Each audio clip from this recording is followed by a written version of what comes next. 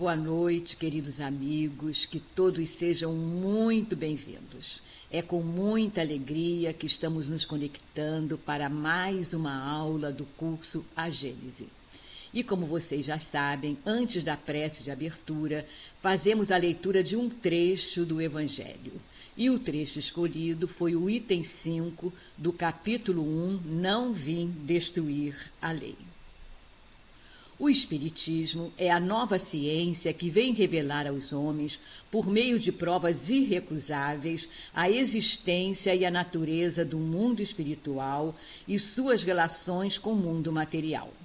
Ele nos mostra este mundo não mais como sobrenatural, mas, pelo contrário, como uma das forças vivas e incessantemente atuantes da natureza, como a fonte de uma infinidade de fenômenos até então incompreendidos e, por esta razão, rejeitados para o domínio do fantástico e do maravilhoso. É a essas relações que o Cristo se refere em muitas circunstâncias. E é por isso que muitas coisas que ele disse ficaram ininteligíveis ou foram falsamente interpretadas. O Espiritismo é a chave que nos ajuda a tudo explicar com facilidade. Então, agora, já preparados pela mensagem do Evangelho, vamos elevar o nosso pensamento a Deus, nosso Pai de infinita bondade, que nos permite estarmos neste momento envolvidos nas vibrações amorosas de Jesus, da nossa querida irmã Maria Angélica, para que nós possamos agradecer por mais esta oportunidade de estudo na nossa casa querida, que é o SEMA.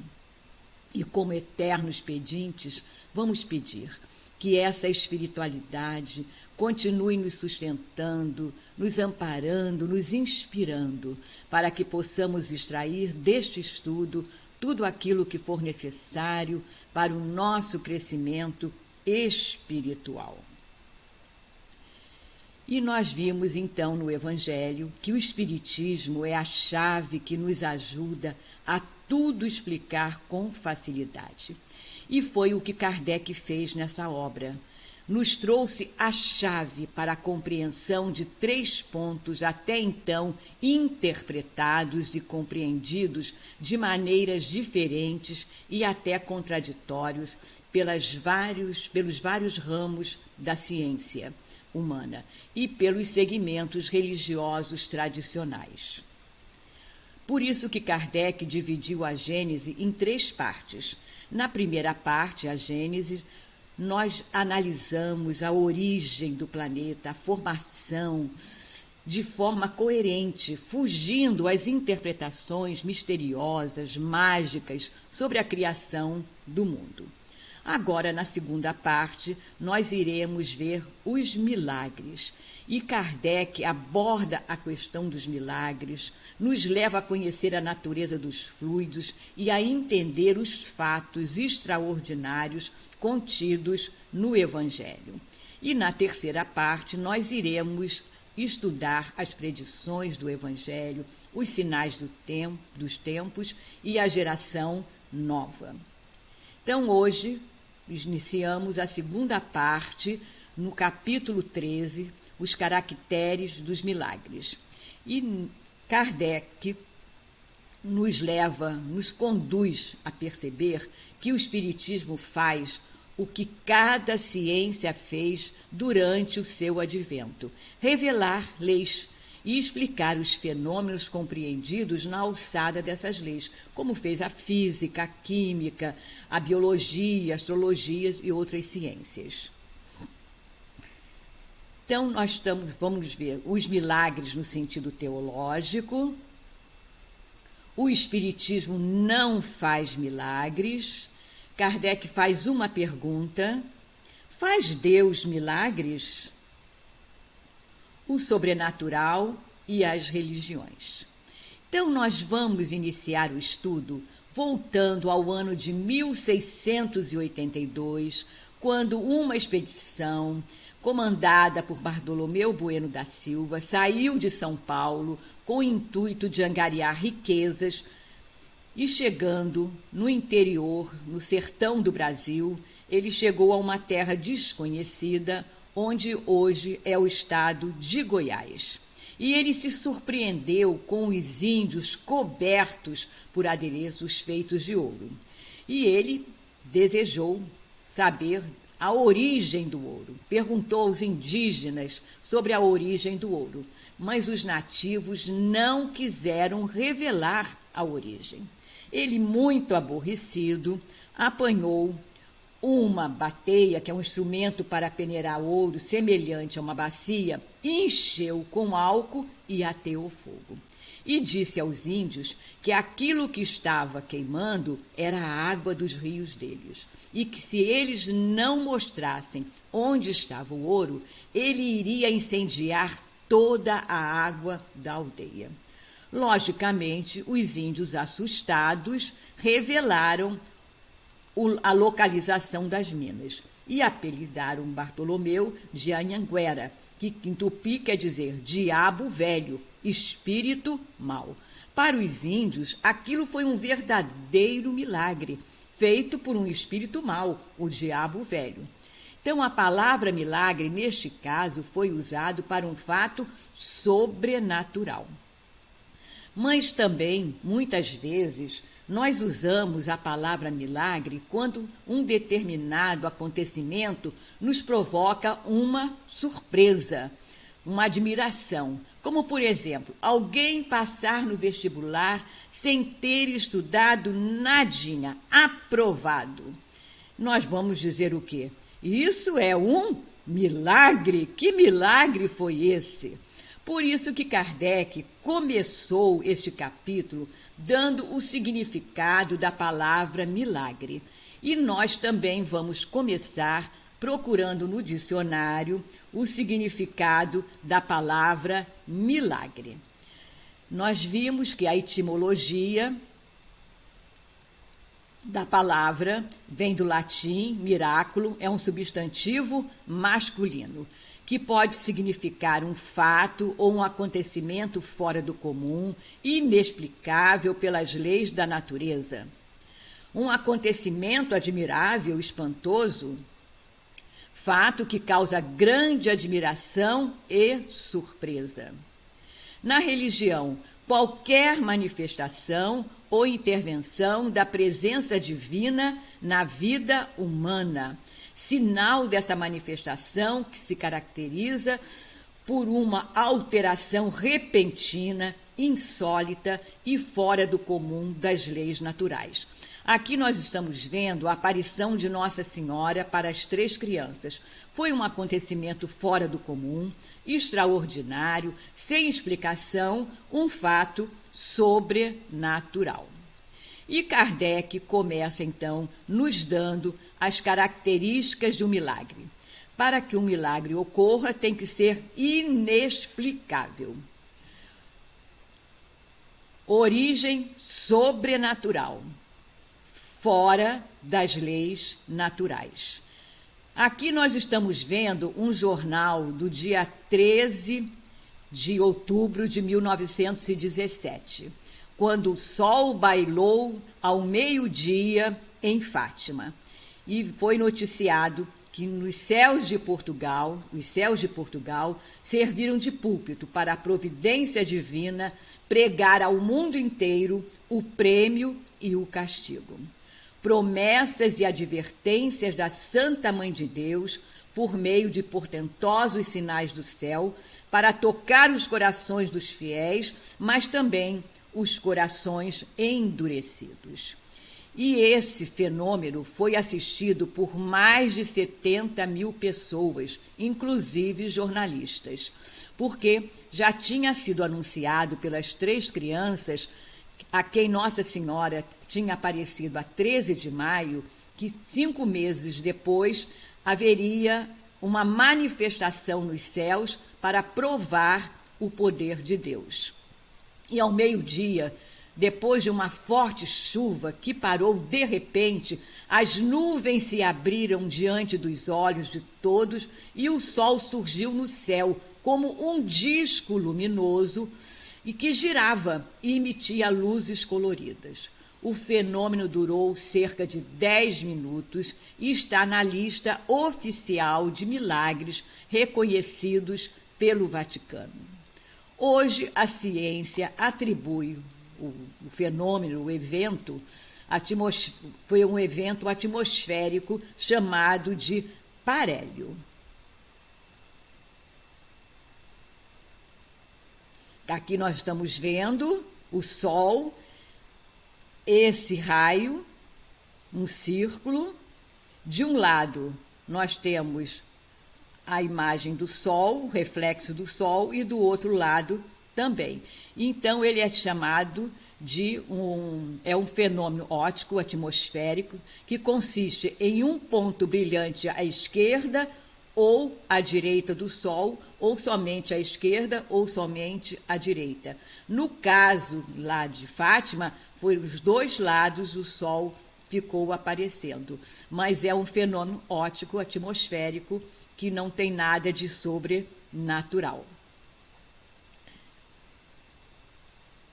Mas a ciência explica o fenômeno, mas a ciência não sabe explicar como foi que as crianças previram o fenômeno, porque elas anunciaram no dia 13 de maio que 5 meses depois iria acontecer um fenômeno nos céus. E Kardec continua falando sobre as características do milagre. É insólito, único, excepcional. E aqui nós estamos vendo Peraí que eu não passei, né? Insólito, único e excepcional. Então, nós estamos vendo aqui a imagem de Nossa Senhora de Guadalupe, que surgiu em 1531, quando o índio Juan Diego disse ter visto a Virgem Maria em um campo próximo da cidade do México. E para provar, ele apresentou o seu manto em um tecido feito de fibra de cacto, de qualidade bem pobre, no qual a imagem de Maria teria sido impressa depois da aparição. O material foi analisado em diversas ocasiões por cientistas que nunca conseguiram determinar como a imagem surgiu sobre o tecido.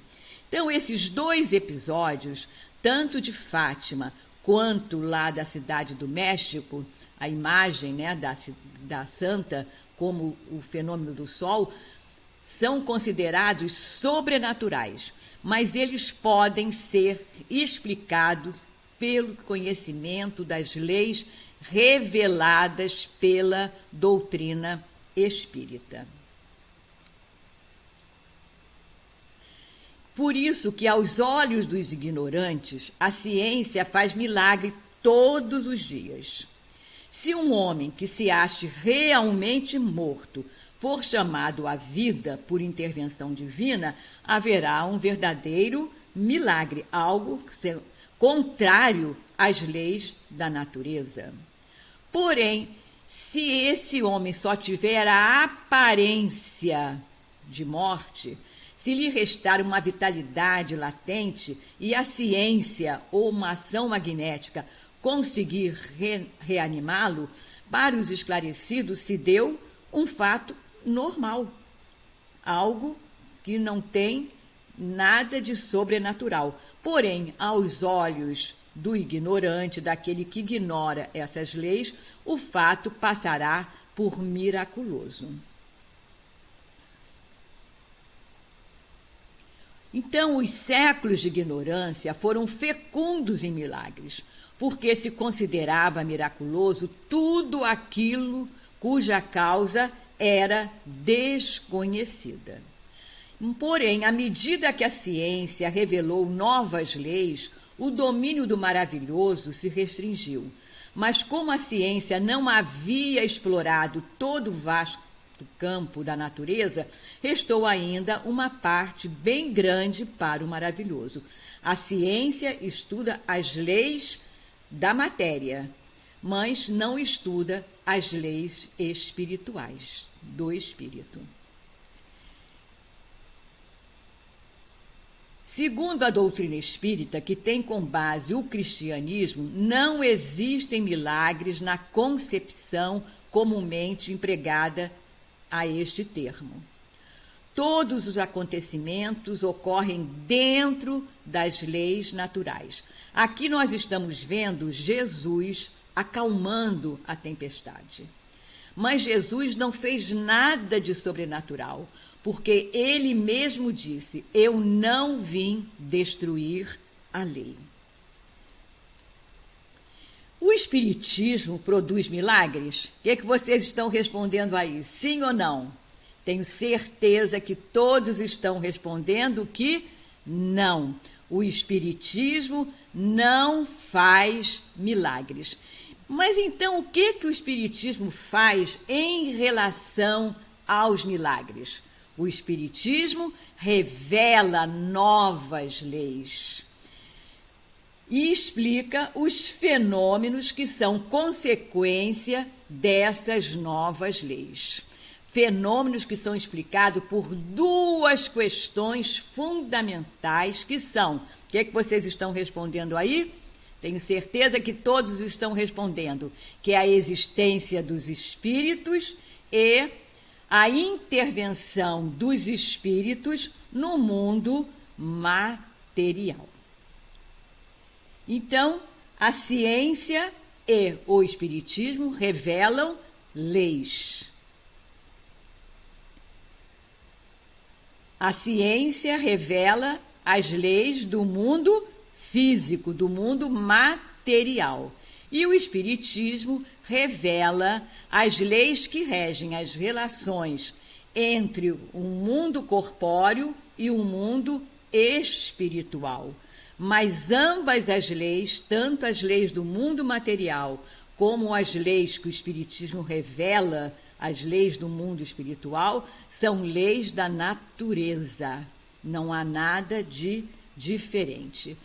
Por isso que nós vamos encontrar no Evangelho segundo o Espiritismo, no capítulo 21, haverá falsos cristos e falsos profetas, no item 7, esse ensinamento, facultando a explicação de certa ordem de fenômenos incompreendidos até o presente, o Espiritismo destrói o que ainda resta do domínio do maravilhoso. Então, nós vamos agora lembrar duas questões. A questão 23 e a questão 93 do Livro dos Espíritos. Que é espírito? Garanto que todos já estão respondendo. É o princípio inteligente do universo, que pode estar encarnado ou desencarnado. Por isso que Kardec, neste capítulo mesmo, no item 7, item 4, ele nos colocou que o espírito não é mais do que a alma sobrevivente ao corpo, o ser principal, pois que não morre. E na 93, Kardec perguntou: o espírito propriamente dito nenhuma cobertura tem, ou como sempre pretendem alguns, está sempre envolto em uma substância qualquer?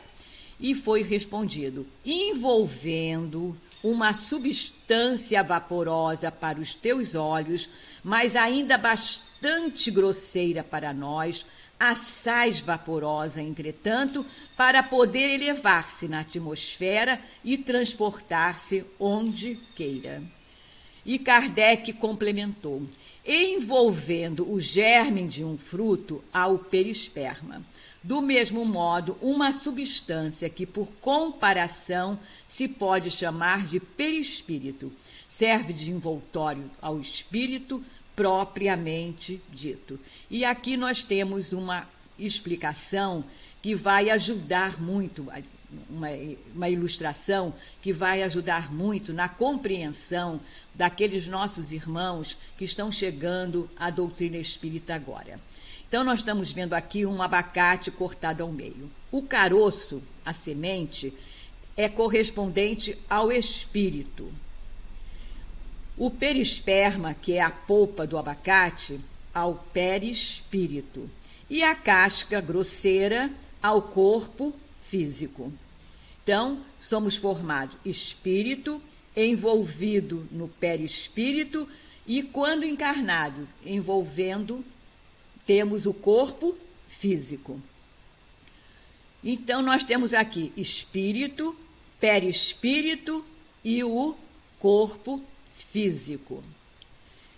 Então, nós sabemos, pelos estudos que estão sendo feitos, que quem comanda é o espírito.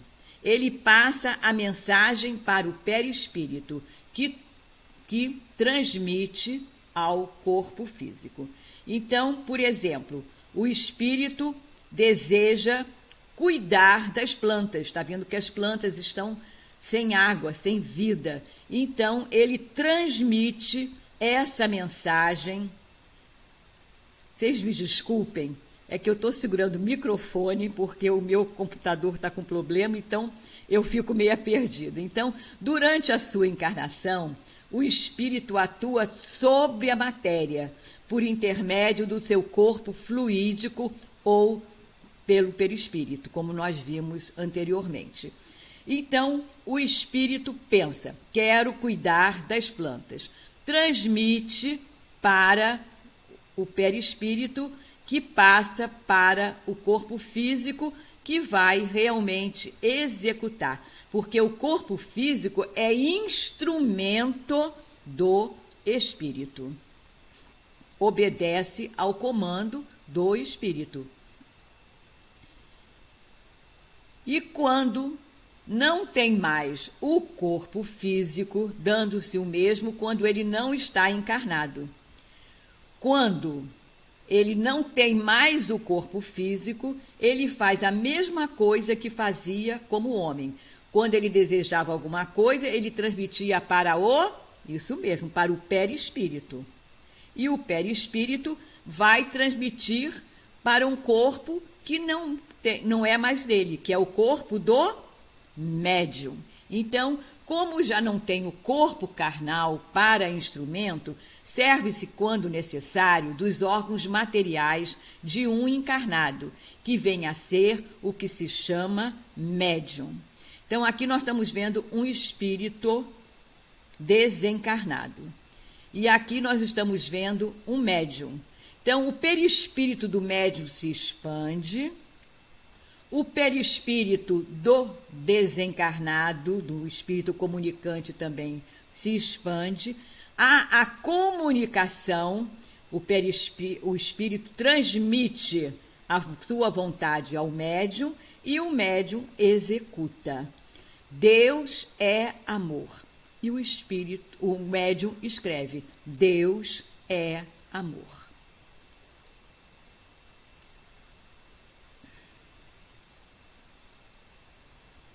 Antes de se conhecerem as propriedades da eletricidade, os fenômenos elétricos passavam como prodígio para certas pessoas. Desde que a causa foi conhecida, o maravilhoso desapareceu.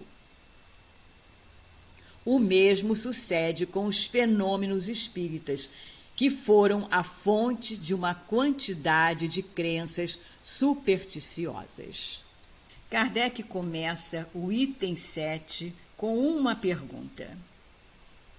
Mas se o espírito erguer uma mesa e mantê-la suspensa, sem nenhum apoio, não seria uma derrogação da lei da gravidade?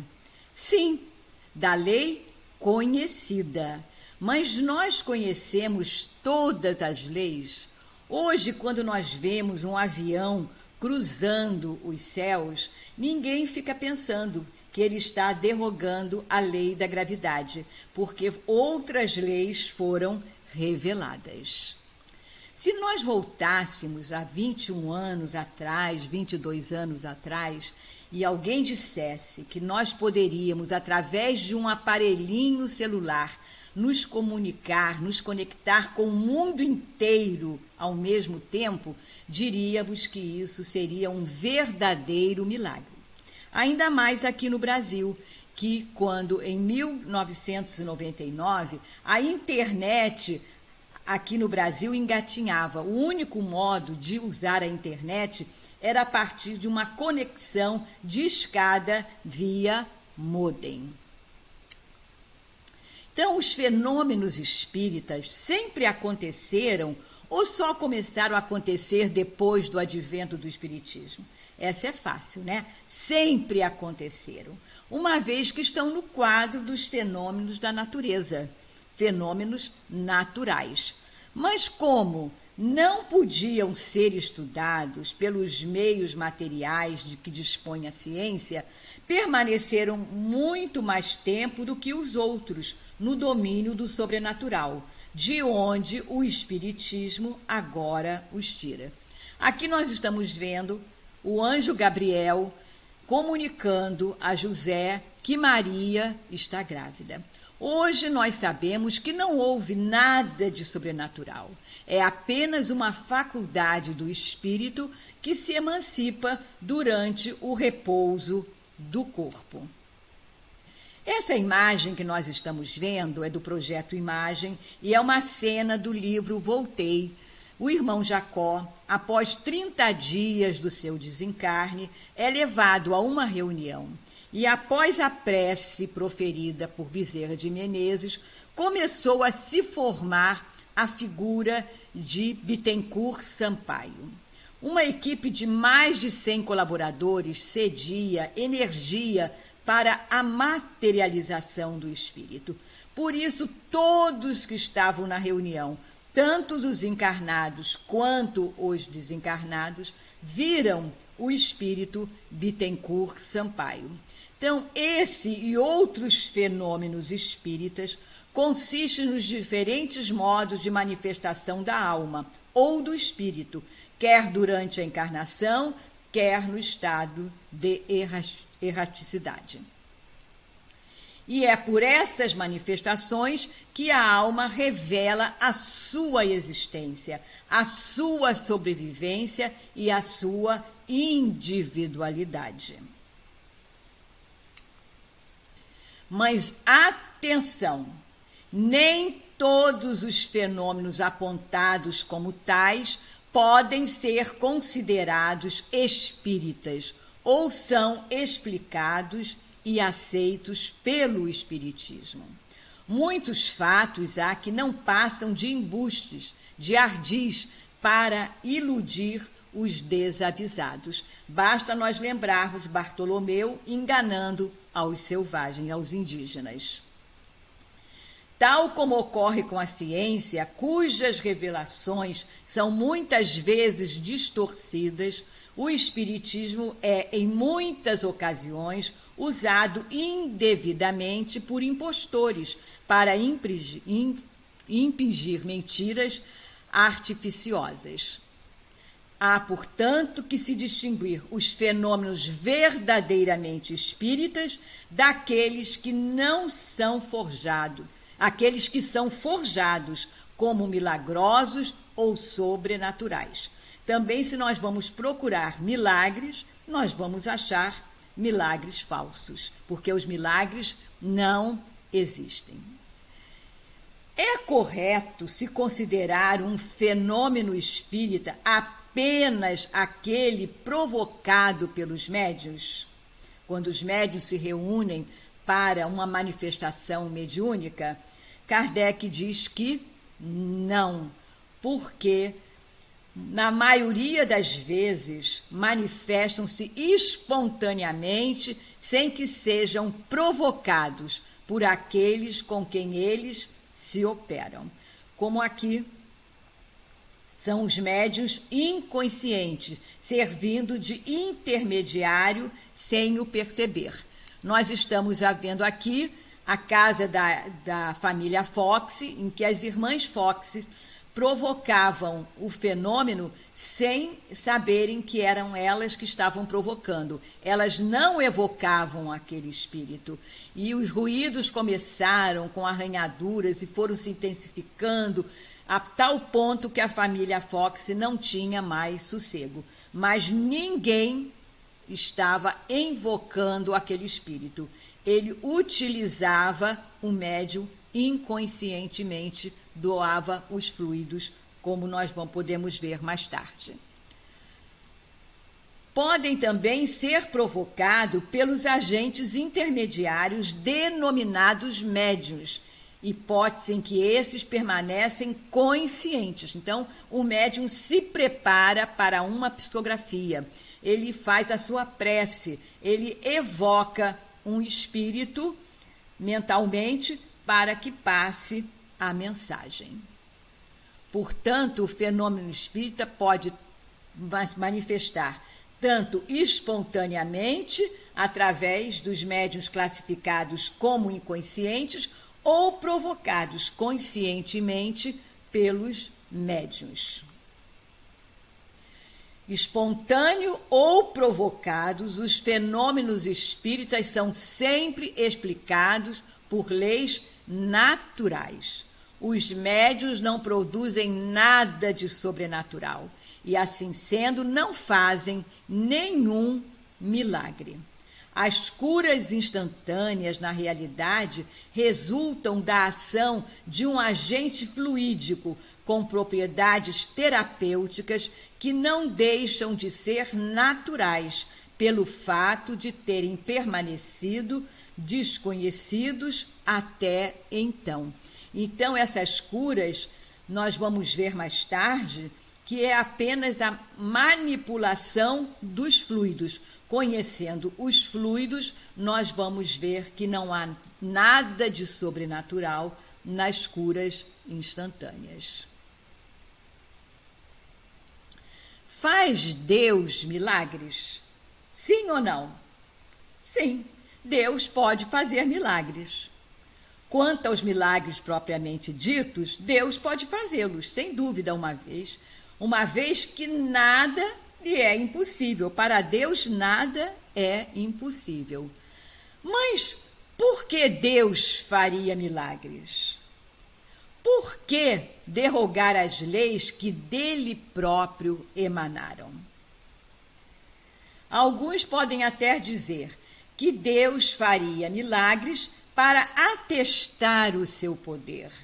Mas Deus precisa fazer milagres para manifestar o seu poder?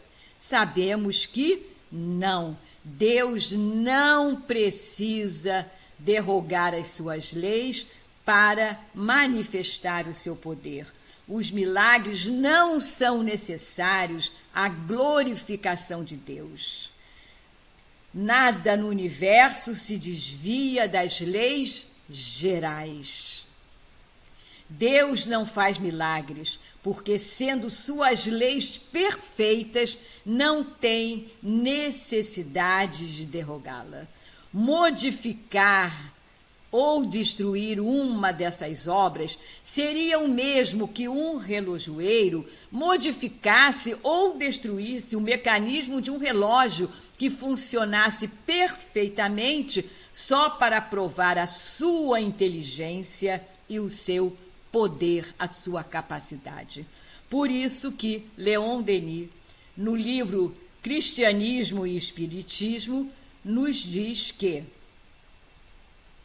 o milagre é uma postergação das leis eternas fixadas por Deus, obras que são da sua vontade, e seria pouco digno da suprema potência exortar da sua própria natureza e variar em seus decretos. Deus modificar as leis perfeitas.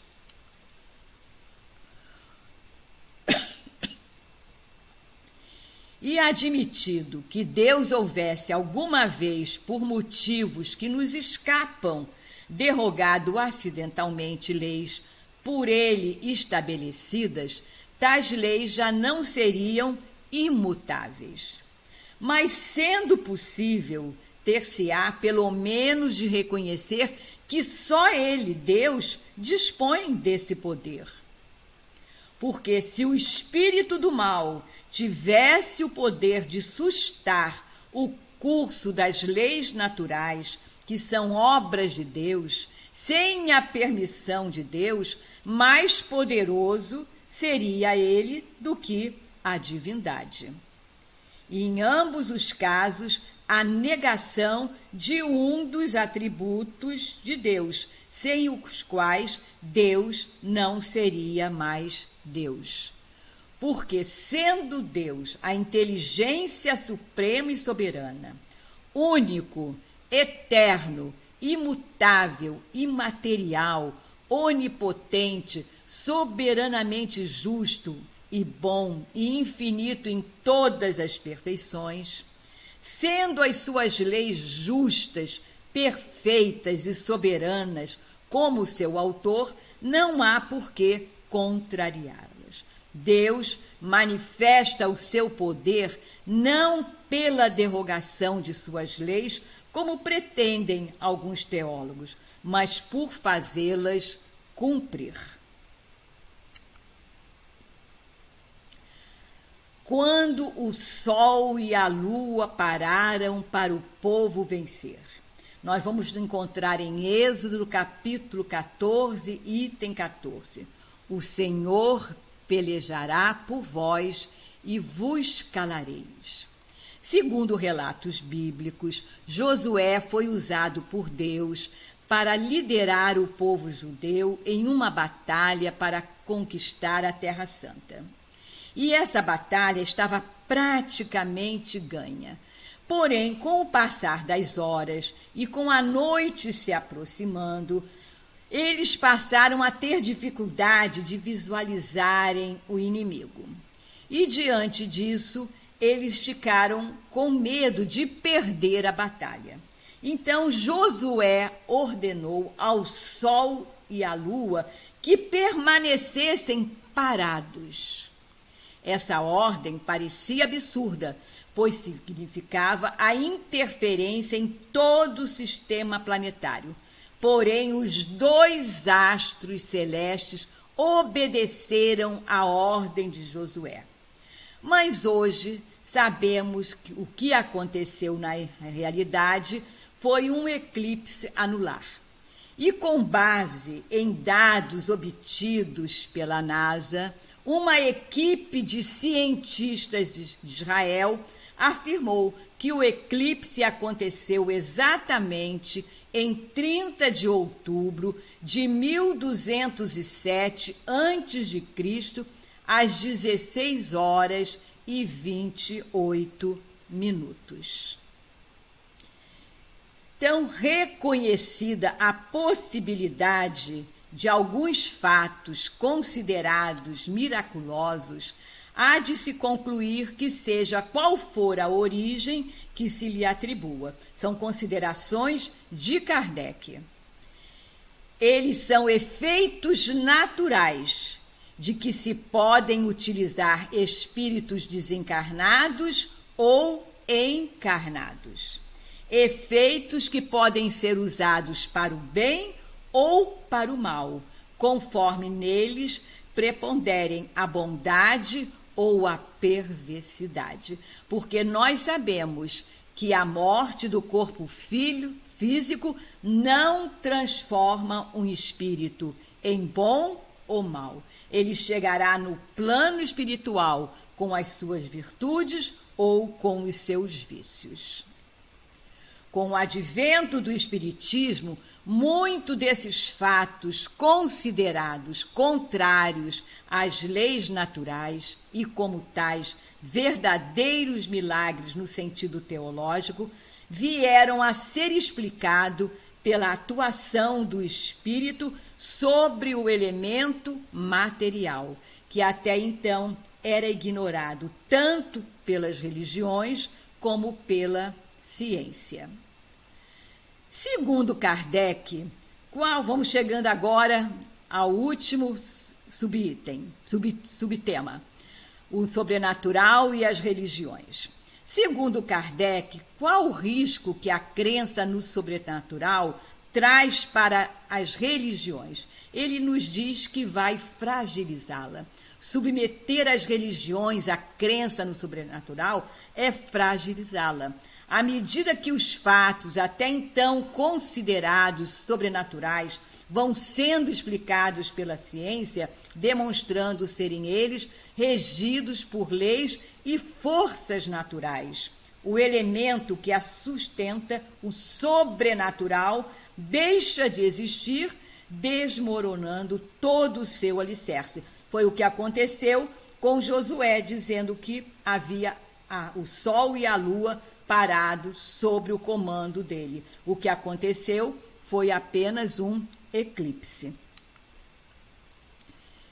Então, as religiões não necessitam do sobrenatural, mas do princípio espiritual que erradamente costumam confundir com o maravilhoso. Hoje, nós sabemos que o espírito sobrevive após a morte do corpo físico e continua vivendo no mundo espiritual, e quando um espírito deseja se manifestar, ele pode se manifestar. E isso, para os leigos que não conhecem as leis do espiritismo, é algo sobrenatural. Então, as religiões também não precisam de milagres para revelar o poder de Deus. Ele se manifesta pelas suas obras, pela sua solicitude, porque ele está sempre nos oferecendo tudo aquilo que nós estamos necessitando. Tanto que enviou Jesus para ser o nosso guia e modelo. E vamos então terminar lembrando a questão 802 do Livro dos Espíritos, que Kardec fez essa pergunta. Desde que o Espiritismo deve marcar um progresso da humanidade, por que os espíritos não apressam esse progresso através de manifestações tão gerais e patentes que pudessem levar à convicção aos mais incrédulos? E os espíritos responderam: desejarias milagres? Mas Deus os semeia a mão cheia nos vossos passos e tendes ainda homens que os negam. Não é por meio de prodígios que Deus conduzirá o homem. Na sua bondade, ele quer deixar-lhes o mérito de se convencerem através da razão. Vamos lembrar que quando Jesus esteve entre nós, ele operou incontáveis prodígios, mas muitos, mesmo vendo, não acreditaram no que viam. Lembremos de Tomé, que mesmo convivendo com Jesus, precisou ver as chagas, tocar para acreditar. Então, quantos de nós, mesmo conhecendo a doutrina espírita, ainda precisamos ver os espíritos para acreditar nos espíritos? Portanto, não devemos julgar os nossos irmãos de outras religiões que ainda precisam acreditar nos milagres. E por isso, na próxima aula, Kardec nos leva a caminhar por uma estrada fascinante. A estrada que vai nos mostrar, nos revelar os fluidos. Capítulo 14, do item 1 ao item 15. Capítulo todo imperdível, maravilhoso. Não deixem de ler. E após a prece, vamos nos encontrar no chat. Então, os milagres estão sempre ao nosso redor. Um fio de água transforma o deserto em oásis. Um gesto de carinho opera milagres. Meimei Chico Xavier. Então, Pai amoroso, bom, agradecidos estamos por mais esta oportunidade de estarmos conectados a esta casa de Jesus para mais um estudo que vai nos revelando que os milagres acontecem a todos os instantes ao nosso redor. Não o milagre do sobrenatural, mas sim o milagre do admirável, da grandeza das suas leis, das suas obras, soberanamente perfeitas e justas. E que nós também podemos operar o milagre, não o milagre do sobrenatural, mas o milagre do amor que conforta, que dá esperança ao irmão que sofre, conforme nos ensinou Jesus, amar ao próximo como a si mesmo. Por isso que possamos, então, estender os nossos agradecimentos a Jesus, o nosso Mestre, a nossa irmã Maria Angélica e a toda a sua equipe espiritual que nos sustentaram durante todo esse estudo, e a todos que estiveram conectados, nos enviando vibrações de tanto amor e de tanta paz. Graças a Deus.